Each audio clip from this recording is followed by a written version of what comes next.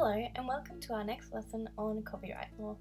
This week we will be focusing on the definition of broadcast. We'll be looking at a 2004 case, Network 10 Proprietary Limited and TCN Channel 9 Proprietary Limited, also referred to as the panel case, where 10 broadcasted 20 excerpts from Channel 9 on its show The Panel. Channel 9 claimed that 10 had infringed their broadcast copyright, and there were a number of appeals on this, mainly centered around how a broadcast is defined. So what is a broadcast?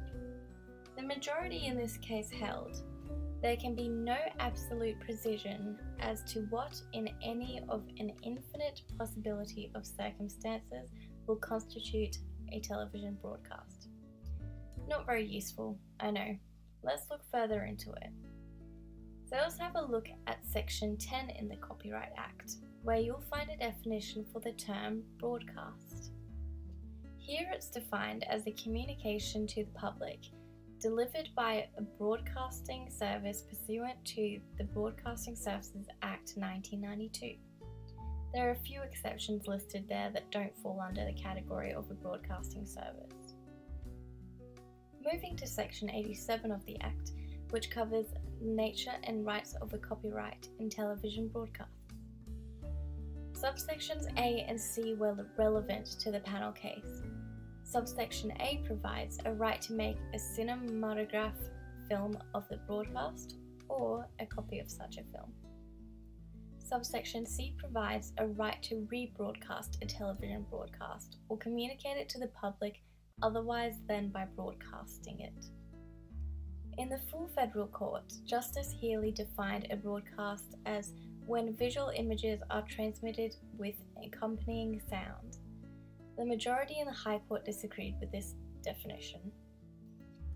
The majority disagreed that a single image with accompanying audio constitutes a television broadcast, suggesting, and you'll find this at paragraph 75, they put out to the public the object of the activity of broadcasting as discrete periods of broadcasting identified and promoted by a title, which would attract the attention of the public.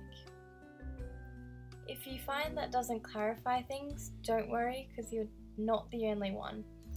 I like the example the High Court used at paragraph 38, comparing the term a broadcast to a literary work.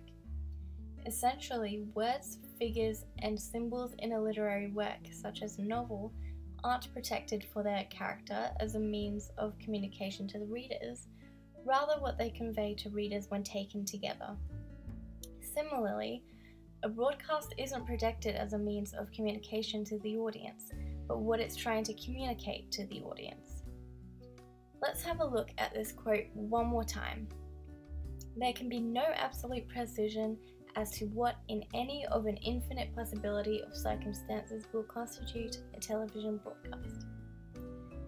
Essentially, if you still don't understand what constitutes a broadcast copyright, I don't think these guys knew either. The definition for television broadcast provided by the High Court provides little guidance. However, it has shown significant statutory interpretation to broaden the scope provided in the definition under Section 10 of the Copyright Act, while also setting some necessary restrictions. I've left a recap of today's lesson on the screen. Thank you for listening, and I'll see you next week.